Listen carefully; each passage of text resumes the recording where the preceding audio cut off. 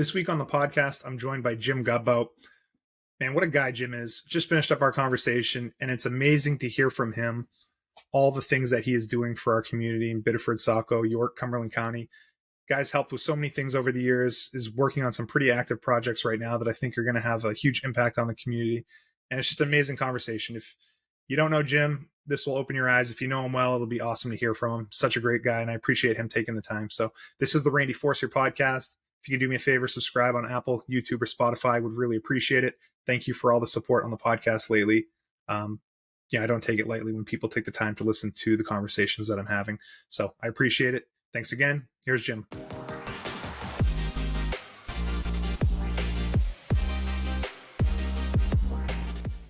All right, Jim Godbout, thanks so much for coming on the podcast. I appreciate it.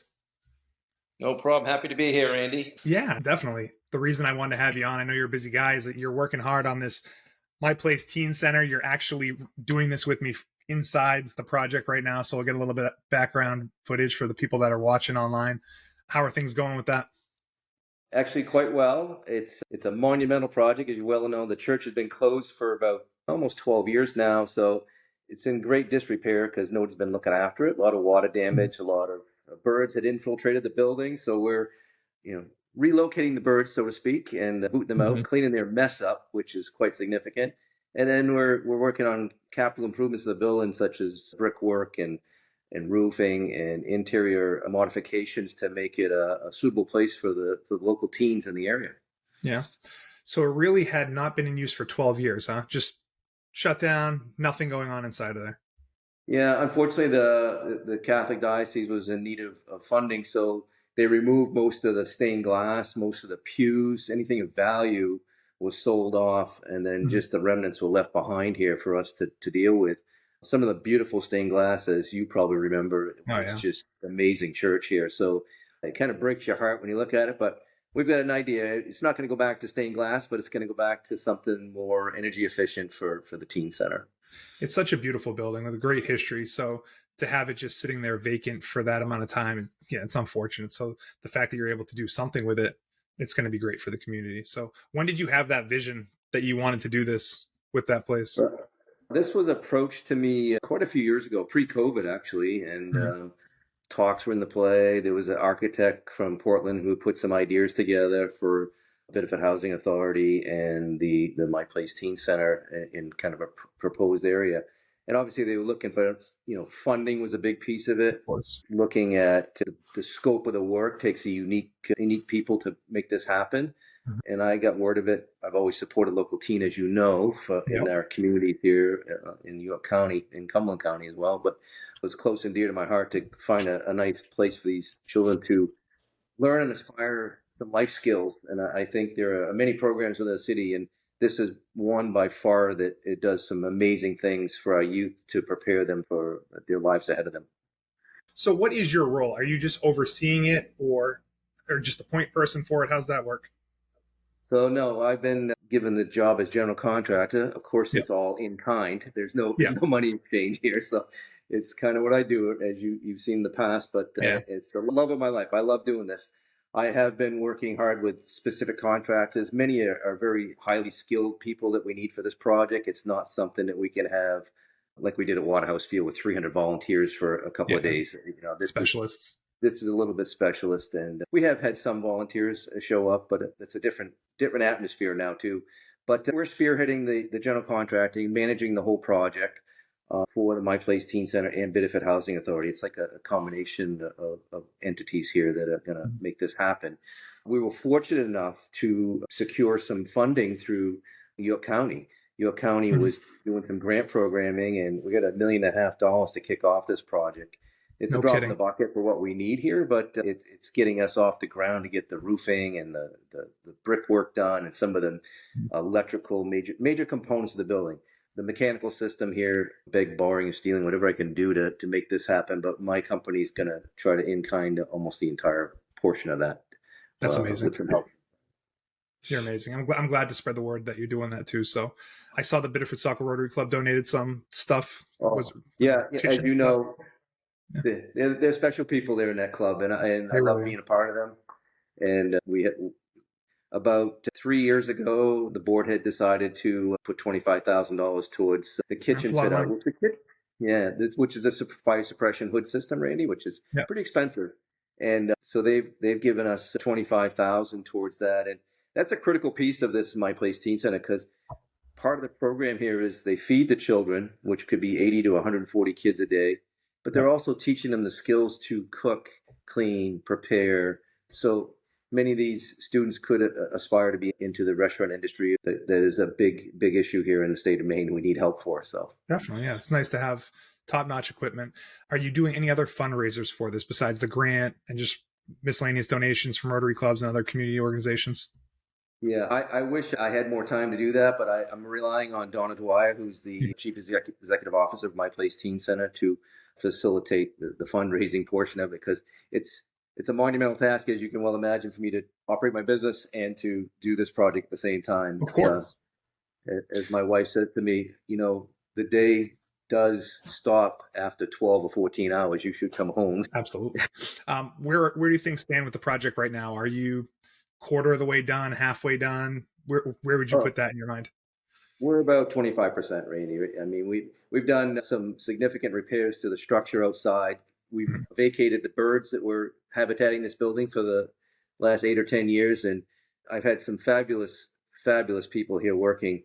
They removed about 6 inches of bird excrement throughout the entire top of the roof ceiling of the church, which is a big round bellowed ceiling. And I'll take a walk here just so you guys get a good indication of that. But they had to physically vacuum, shovel, sweep to get this stuff out of here, and it's been an absolute nightmare to do that. I've seen some properties that had been kind of taken over from birds, and there's bird poop all over the place, and this sounds worse than what I've previously seen. So yeah, it takes special people to be willing to do that stuff.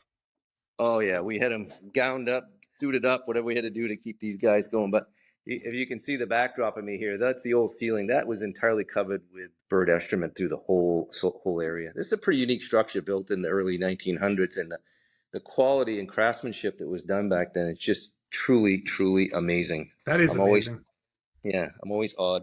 So this is above the church floor, about 55 feet high, if you in the next level down. So, and then it goes up to an upper level, which I'm not going back up there. It's quite a hall up there. It's a pretty cool building. And what's kind of neat is, as you know, that this community of Biddeford and the type of people we have here, this was built by the immigrants from Canada who came down here, the French Canadians that came down here to work in the mills and things. This church was built brick by brick by each and every one of these families that were engaged in this community, many of them donating 3 to 5 cents a week to buy a few bricks to get this building going. So it took about 20 years to build this whole church out, which it just brings goosebumps in my arms here when I think about the dedication and sacrifice these people did.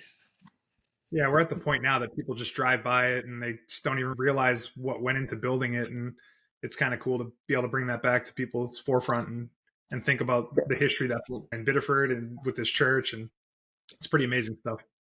Yeah, it is. And what always bleeds to me, and you've interviewed Coach Curran and the work ethic of the people of Biddeford. And I think it goes all the way back to the sacrifices of these French immigrants that came here, French Canadian immigrants that came back here many years. They taught us how to work hard and to give to others. And it's this building's truly a statement of that. Yeah, there's no doubt about that. What else is going to happen at the teen center besides, we talked about the kitchen and hoping to get some exposure to cooking and that sort of stuff with the kids, but what other types of things will be happening at the teen center? So there's a lot of direct mentoring, homework help, but these sometimes the children at risk, and this is a place for them to find some great mentoring, some people that can help them, guide them through life's challenges. And there are many of them. And Apex is next door to this building as well, which is another nice entity involved with the community. And collaboratively, the first floor of this church where the pews were set and the altar was, that'll be the My Place Teen Center. The lower portion of the building, which was the old parish hall, Randy, if you remember, and there's an old stage down there. That is to be determined. Right now, working with Guy Gagnon from the Biddeford Housing Authority, we're trying to create a space maybe for community down there, maybe be a variety of different community organizations, all be housed in this wonderful facility. We have the old convent next door and the old Mhm. school next door, which has all been made into over 55 housing, Awesome. which Yeah. is nice for our community. And it could be a real collaborative effort here with the different demographics, different age groups in this one little corridor of Biddeford here on Bacon Street. It's a great anchor for the neighborhood. I know things have been improving a lot in that neighborhood over the past 10 years, but I think that something like this just accelerates it even more. So I think it'll be great for that Absolutely. part of town. Absolutely. We got it. People need to engage.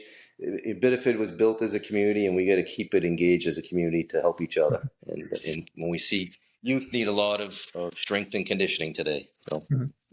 Is that kind of why you've always been involved in different community service projects? Just always trying to pay it forward, always trying to stay involved. Like, why do you get involved in as many things as you do? Well, yeah, I many people don't know where I came from. My background, I was born in Biddeford, raised in Saco, Maine. My family broke apart at a very young age. And when I was about as early as 8, 9, 10 years old, I was helping to prepare food for my younger brothers. I got to be 12. I had the opportunity to actually start working with my grandfather and step grandfather. They were great mentors for me. That one was a plumber, the other one was a building contractor. So I was able to start working at a very young age. And I truly understand the word of coming from nothing and needing support and having Mhm. people to help you. And that's always been my guiding light because I've had many mentors in my past that have helped make me what I am today. So I hope to carry that torch, and I hope that I can instill those values and ethics in another generation that can carry it forward as well. Because without some of the people that helped me when I was at a young age, I don't know where I'd be today. So, and I think of my step grandfather and grandfather. I was a very young, starting to work. Most people would say, "Oh my God, you started that young," but it was fine. It was what we did, and we took care of it. When I got into high school, my grandfather had passed, and I was looking for other opportunities. And another gentleman in the city of Saco took me under his wing for a while, and that was Mr. Don Fogg, who many of you may know or may not know. He built the wooden snow scoops on Ferry Road in Saco. So I spent a lot of time in a back Oh, no shop, kidding. learning how to. In the evening, I'd go to school during the day, and when I was in early years of high school, and then go work there in the evening until I was given the opportunity again in high school. Another person who helped me out was, and we've started again here in Biddeford, is the cooperative education, which was key to me finishing high school. That I was able to Yep. work and do my minor classes, and I'm fortunate enough to have a friend like Jeremy Ray to help adopt the same program in Biddeford, and I've got 3 or 4 employees now that have gone through the same thing, and I'll tell you, they are spot on, the best people. That's awesome. Yeah, they're doing some good stuff at the high school. Obviously, you know my involvement in the school system, so I'm glad to hear stories like that. People hear about the good things that are going on there, but to hear it from someone like yourself and the way it's impacted your business and the community and stuff, I think it's good for people to hear. So did you go on to start your own plumbing and heating business right after high school, or did you bounce around a Yeah, little bit? yeah. So I worked with an old timer in town who taught a lot of us how to work hard, and that was Rovell Cretion. He was an amazing. He had the greatest heart in the world, but it was No nothing for kidding. us to work 16 hours a day. My mother's, and you know this, my mother's maiden name's Creech, and I don't actually recognize his name, but I'm sure there's some Yeah. relation, Oh which is yeah. interesting to hear. Many people will remember Rovell's and his antics, and his work ethic was incredible. But my God, I worked with some of the best people that have now since passed on, and learned a lot. I didn't stay there a long time, but I did learn how to work hard, and I ended up carrying the torch on and starting my own company. And I've been fortunate enough over the years to have hired and kept some very, very, very good people. And now we're trying to take those people and train some younger people, for the next generation to carry the torch for us. I mean, that is the cycle in your business. I mean, you've lost a lot of people over the years as well, so it's probably hard to keep people, but it does seem like you have a big crew, multiple trucks, right, doing all kinds of different stuff. And Yeah, I think it's one of the biggest ones. Yeah, good. we're probably one of the more diverse companies because of the skill sets we carry within our Mhm. company. Is a lot of variety there. We do have a lot of people. Some companies may not be able to perform to quite the quickness that we can with the amount of bodies we have. So we can perform sometimes more than what others do. So, and I have a variety of skills and experience, and I try not to let people retire. Like one of my oldest here is 78 years old right now. So I mean, Is that Rolly? and Yeah, so we just keep them going as long as they want to come. I'm happy to have anybody who wants to give and teach the next generation as well at the same time. I've told you this before, but maybe you won't remember. But do you remember when I had that frozen pipe situation? It was probably like, I don't know, 10 years ago on South Street. I don't know. Oh, So it sounds like I'm reminding you, but I worked with a different plumber prior to that, and I called them in the heat of the moment. Water's gushing all over the place, and they couldn't come. They were too busy. They just didn't respond, and we obviously knew each other through the Rotary Club, so I called you, but we hadn't done business prior to that, and you were there the next day. Your guys cleaned it up. Everything was fixed in a week, and I never ever forgot that. And I want you to know how much I appreciate that at the time. But that's the type of person that you are, and I'm sure you're doing that for people all the time. yeah, and that's kind of what we built the business on is taking care of people. In the early days, you recall there was telephone books and advertising. We were never even listening to telephone books. We just Really? relied on word of mouth. Yeah, so now it's all internet based and video and everything else. But I mean, it's still about, to me, success in business is really about relationships and how you take care of people. Truth, honesty, and ethics, and work hard is just I think it's a win-win for everybody. It's key to it all. So one other thing I give you a ton of credit for is you never turned down a sponsorship request. You've been great to us. The Little League Softball, I know you sponsor everything under the sun in Biddeford Saco. So, I mean, that's something that we really appreciate too. Have you ever turned down a sponsorship request?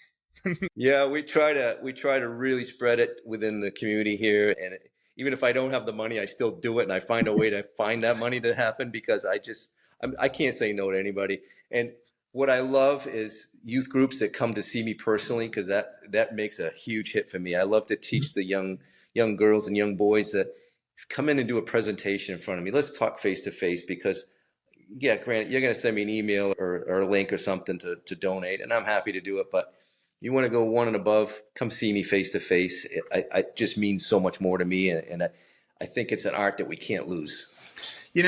That's so interesting to hear because I'm actually gonna do that in the future. Bring my daughter, maybe bring some other girls, and I think we have a picture for you guys to have for the office because you sponsored a team and there's a team photo and all that stuff. And maybe I'll hand deliver it. But I'm so often thinking that people don't want that type of interaction. That everyone's so busy that it's just like send me an email and yeah, sure, whatever, we'll sponsor it. But to hear that that's something that you'd want to do, I think it is good, and I think it's good for the kids to know how to ask instead of depending on their parents doing it. So I'll make a point to make that happen. Yeah, thanks. I really, to me, I think it's really, really important. It's because, as you just said, we're all in a fast-paced society, but we forget about this thing that's built these communities locally here, especially is that one-to-one relationship communication piece, a handshake, a laugh, a hello. I mean, we can't lose that. We just can't lose it. Yeah, no, thanks for reminding me on that. So you had your plumbing heating business for a long time, but you actually acquired Proventure Fuels. So that was, how long ago was that? So this is going on 5 years now. My friend Roger Proventia, which we worked collaboratively together for many, many years. When I first started my business, he was providing fuel, whether it be oil or propane at the time. Oil was the big present way back in the early 80s. Yep. But as we've evolved now, it's propane and heat pumps is the big technology now. But Roger was unfortunate enough to come down with brain cancer, glioblastoma, and went through a rough road. Roger came to see me when he was diagnosed, and obviously very emotional because he and I have been friends for a long time. But he said, Jim, I don't want to sell my company to corporate America. Would you consider it? And quite frankly, Randy, I had no inclination to doing it at the time. I hadn't never even thought about it. It wasn't on my radar at all. But Yep. Roger was a special friend, and I said, you know what? We're going to keep these small company values. We're going to purchase the company. Knowing Roger was not going to be with us long, he was able to help his wife out with financially. And I was able to carry the torch and keep the name of Proventure Fuels and try to keep those small company values that, again, I just talked about, that relationship thing with young and old, close in near, and taking care of our community. So I said, sure, we'll go into debt, Roger. We'll buy your company. And but you know what? It was a learning curve, but I had the most special people to help me operate it. And that's his niece, Odina, stayed with the company, and she's been solid. Lori, our inside girl on admin stuff, has been tremendous with all the compliance stuff, because that's something I had to learn was, oil and propane Sure. compliance is a little different than plumbing and heating and AC work. So, but they are tremendous assets, and it requires me, I don't have to consume my whole day thinking about Provincia Fuels because I have these solid people behind me operating it. Mm-hmm. The drivers I have, amazing people, have been with the company a long time. Yep. Richard Provincia, Roger's brother, still with us. He's had some health issues, but he's still with us helping out. Butch Yep. Malik, who's again had some health issues, but been driving propane and oil trucks for 40 years for Provincia Fuels. So, and people look for him. They look for him at the fishing dock. The Memes and Pepes of town look for Butch because he'll drop by and say hello and smile. And that's small town community, small town business taking care of each other. So that's cool that you're able to help out a friend that way and help him with some of his wishes. Companies are selling to big national companies, so to find someone local that's able to maintain it, and it's pretty amazing thing to attribute to him that you're able to do. So very cool stuff. What's the long-term outlook for you? I mean, your retirement's not that far away. Do you ever retire? Or you think you're always going to be staying busy? I can't see myself retiring because I couldn't do what I'm doing now in the community, like such as this project here at the church. If I did, I couldn't do it. But and quite frankly, I'd be bored to death. What are you gonna do? Play golf every day and sit there and drink beer on the golf course? I'm not the kind of guy. So the answer to that question is yes, but yeah. My idea of golf is I'll go once a week some mornings and I'll play 18 holes in 2.5 hours. That's my idea. Yeah. Hey, I do like the 2.5 hour things. 4 or 5 hours is too long. Yes, but I'm just not game for looking for things to do every day. I'd rather have that purpose and just keep flying. And hopefully what I've been teaching people in my company and people in the community, that they'll carry the torch when I do, move on. Mm-hmm. You're still a member at Biddeford Soccer Rotary Club. We've talked about that a little bit, but how are things going with the chapter? I know it was tough times with COVID and stuff, but you guys are still meeting on a weekly basis, still working on projects. Is that the case? Yeah, COVID obviously put a damper on things. And you recall when you were back in the club actively, Randy, we had 65 members there. And, it's now we've got, 2025, but I think it's growing again. Good people really want to do things for the community. Some of us that have been there a long time are still heavily involved with the community, directly doing projects for the community, whether it be for the gardens of Biddeford or, helping the Esther House or helping, any of the food banks here. We've done a whole bunch of different projects over the years that people understand. The Rotary Club helped achieve the bike path and walkway on the Ferry Road. That's one of the big accomplishments there of our club. So. The Rotary Club has had their fingers in so many different things. People don't realize it. So it was always eye-opening for me to hear, oh, Rotary helped with that or helped with this. And it's all over the community. And it's all over communities across the country and the world. So it's good to hear things are back on the upswing. I had to step away when I started my business, but I hope to get back at some point. And it's good to hear business and you got a lot going on. Business, family, coaching. It's all good stuff, man. So school committee, No, honestly, I don't know that I could ever contribute to your level, but you are definitely a model for me, and I hope for a lot of other people, as trying to find different ways to give back to the community and be part of the solution for things, not part of the problem, not complaining about things, but just like trying to fix things, Absolutely. I agree. We all have to stay connected. That's the word I'm going to use often. It's just, we got to be connected all the time. And Rotary is a great place for that. I mean, we had our 103rd. It was supposed to be a 100-year anniversary of our club, but it was 103 this year because of COVID. They delayed it a bit, and it was just nice to see everybody gather together and have a little celebration of what the hard work they've done over the years. And one person comes to mind as we're having this conversation about community stuff. And I don't know if you're aware of, but you remember Earl Goodwin, who is a iconic rink manager here and referee and just a community leader here for us, passed on. It's going on a couple of years now. But we created the Earl Goodwin Kindness Day in our club, which is a pretty unique thing. Our club will take, I think we took about $10,000 this year and dispersed it to a variety of local organizations. We'd have a meeting at lunch, we'd grab a bag of lunch, and we'd take cash or goods or items and bring them to anybody from the homeless to veterans to food pantries, schools. We moved money around to different people that need it in the community, and we called it Earl Goodwin Kindness Day, which is pretty awesome. It's a great tribute to him. He was an awesome guy. I enjoyed the time I would spend with him at Rotary. One of my good memories of him was just always seeing him at the parking lot by Biddeford Savings, just kind of catching up with him for a few over there. He's always up for a conversation. He's a good dude. So I'm glad you're able to name that after him. He had a great impact on the community. That's a better memory of him than the inadvertent whistle on the football field, right? So, I don't think of him that way. Now you mention it, like I know that was a thing for him, but I don't remember him that way.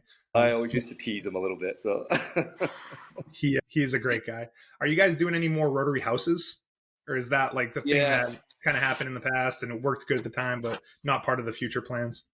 I don't have to tell you with your business what the price of real estate is anymore. So we were able to secure some properties and remodel, as you remember, a couple, 3 of them. But with the cost of real estate now, there's no more opportunity like that. However, we are doing some smaller units, and this is to help another cause that I'm involved with. Is Funtown USA obviously has to hire hundreds of J1s every year from abroad to help them with their shortage of workforce. Yep. And they need housing for them. So I offered out to do twofold. We end up teaching the kids at the Center of Technology through the building trades, the electrical, the plumbing, the architectural. We get them all involved and engaged in building some small cabins for Funtown, which creates housing for J1. So it's like a threefold. We're getting to teach everybody a little bit about everything. So that's great. I know well what Funtown's schedule is nowadays and how the shortage of workers affects that, and where the kids always want to go. And I don't think they were open on Mondays, and they're not open past 6, maybe like they used to be. So we can get some housing just for them, for places in the area. I think that's great. Such an issue right now in the community and the world. Absolutely. And they're always thinking outside the box to make sure that they can provide for the community, because it is the memories of, I remember Jonathan, and you and Matt must remember when you were younger going there too with family and stuff. It's just stuff that sticks with you forever. It's a place to make memories. I'm glad they're still open after COVID. I'm sure it was a struggle, and it probably still is, but that is definitely a staple of the community. If we didn't have Funtown, that would be a huge loss for the kids and families of the community. So that's nice to be able to help them get to the next level.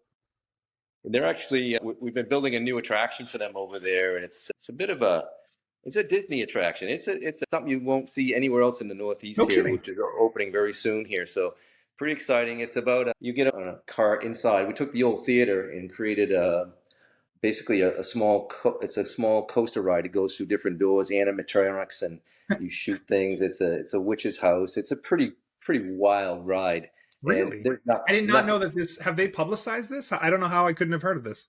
Yeah, so they haven't really publicized it yet, because we're just getting state fire marshal approval this week and local code enforcement this week. So within the next week or two here, you'll see an unveiling of this project, and it's a ride that it'll blow their mind. I'm telling you, it's just amazing. Where is it on the grounds? So if you were said the old theater, but that doesn't register for me.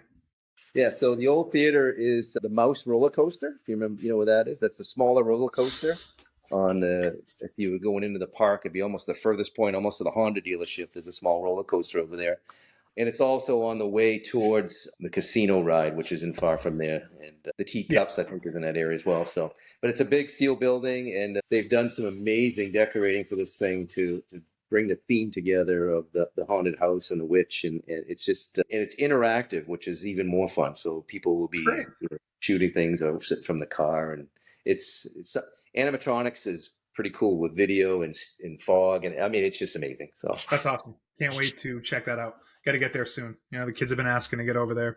It's always a fun time. So it's nice that you're able to help out with that stuff too, man. It's just awesome. Yeah.